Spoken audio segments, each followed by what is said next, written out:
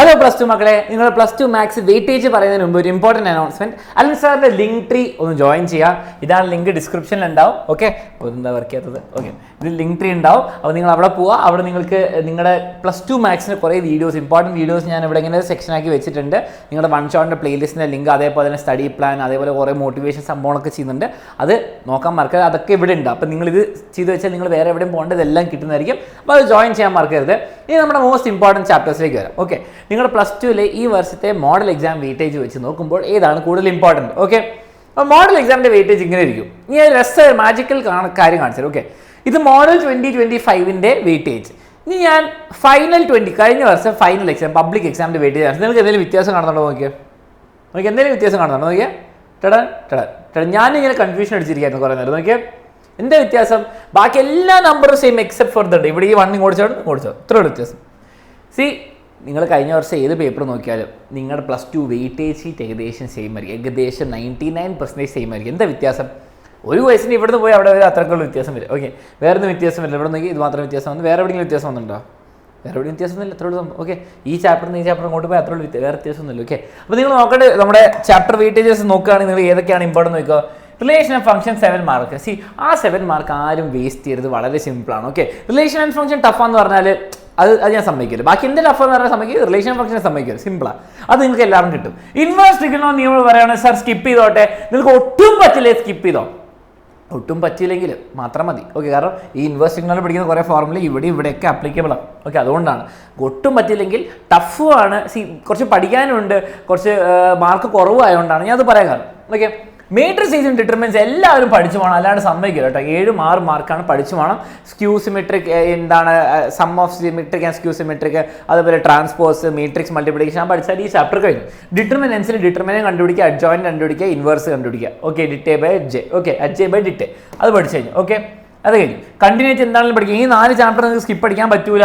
Okay, അതുകൊണ്ടാണ് നമ്മൾ ആദ്യം തന്നെ ലൈവ് ചെയ്യുന്നതൊക്കെ പഠിക്കണം. നല്ല വെയിറ്റേജ് ഉണ്ട്. കണ്ടിന്യൂറ്റി, ഡിഫറൻഷ്യൽ, ഇതൊക്കെ എല്ലാം അങ്ങോട്ടും ഇങ്ങോട്ടും റിലേറ്റഡ് ആയതുകൊണ്ട് പ്രശ്നമാണ്. ഡിഫറൻഷ്യൽ ഇക്വേഷൻ ഇമ്പോർട്ടൻ്റ് ആണ്. ഈ പ്രാവശ്യം ചോദിച്ചത് നമ്മൾ പ്രതീക്ഷിക്കാത്ത ടൈപ്പ് ക്വസ്റ്റൻ ആണ്, പക്ഷെ പഠിക്കണം. ഓക്കെ, ഇനി വെക്ടറും 3Dയും വേറെ സെക്ഷനാണ്. LPP എല്ലാവരും പഠിച്ചോളാം. 6 മാർക്കാണ്. വെറുതെ ലൈനുകൾ വരച്ച് വെച്ചാൽ 6 മാർക്ക് കിട്ടും. ആരും മിസ് ചെയ്യരുത്. ഓക്കെ, ആൻഡ് പ്രോബബിലിറ്റിയും പഠിക്കണം. സിമ്പിളാണ്. ഓക്കെ, പറ്റും, നിങ്ങളെ കൊണ്ട് പറ്റും.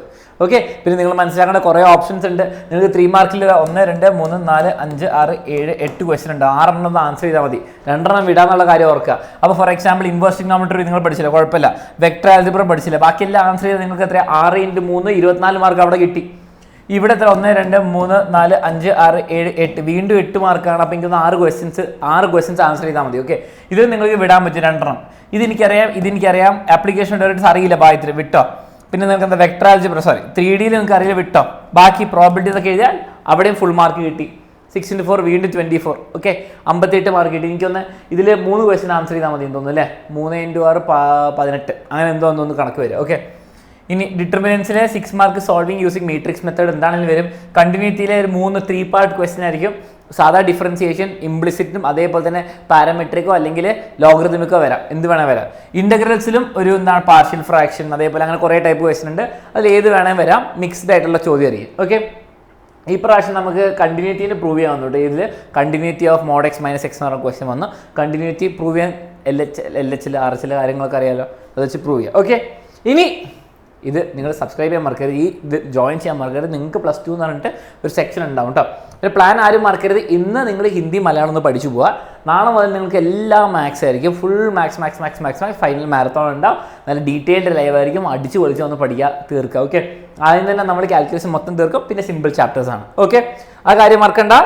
പിന്നെ എന്താ മക്കളെ, എല്ലാതെയും 1 ഷോട്ടിൻ്റെ ലിസ്റ്റ്. ഓക്കെ, 8 ചാപ്റ്റർ അലൻ സാറിന് എടുക്കുന്ന 1 ഷോട്ടുകൾ ഉണ്ട് ഇതിൽ. ബാക്കിയുള്ള 6 ചാപ്റ്റേഴ്സ് മേഘാമിസും അഭയ് സാറും നിങ്ങൾക്ക് വർഷാമിസും എടുക്കുന്നതിൻ്റെ 1 ഷോട്ടിൻ്റെ ലിസ്റ്റ് ഇവിടുണ്ട്. ആ ലിങ്ക് ഡൗൺലോഡ് ചെയ്യുക. ഡൗൺലോഡ് അല്ല, ഡിസ്ക്രിപ്ഷനിൽ എടുത്ത് വെക്കുക, നോട്ട് ചെയ്ത് വെക്കുക. അതൊക്കെ എൻ്റെ ലിങ്ക് ട്രീയിൽ ഉണ്ടാവും. ഓക്കെ, പിന്നെ ഈ ചാനൽ സബ്സ്ക്രൈബ് ചെയ്യാൻ മറക്കരുത്.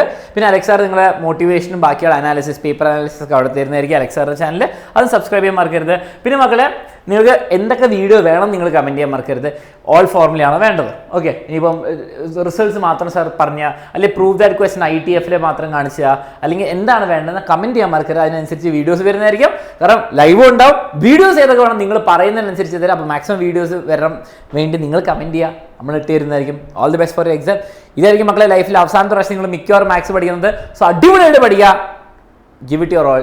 പിന്നെ മറക്കരുത്, നിങ്ങളുടെ കീമും നീറ്റിൻ്റെയും ക്രാഷ് ബാച്ചിൻ്റെ അഡ്മിഷൻ സ്റ്റാർട്ട് ചെയ്യുന്നത് 1000 rupees ഫീസ് വരുന്നുള്ളൂ. ജോയിൻ ചെയ്യാൻ താല്പര്യം വേഗം അഡ്മിഷൻ എടുത്ത, കാരണം ലിമിറ്റഡ് സീറ്റ്സ് ആണ്. Okay, all the best.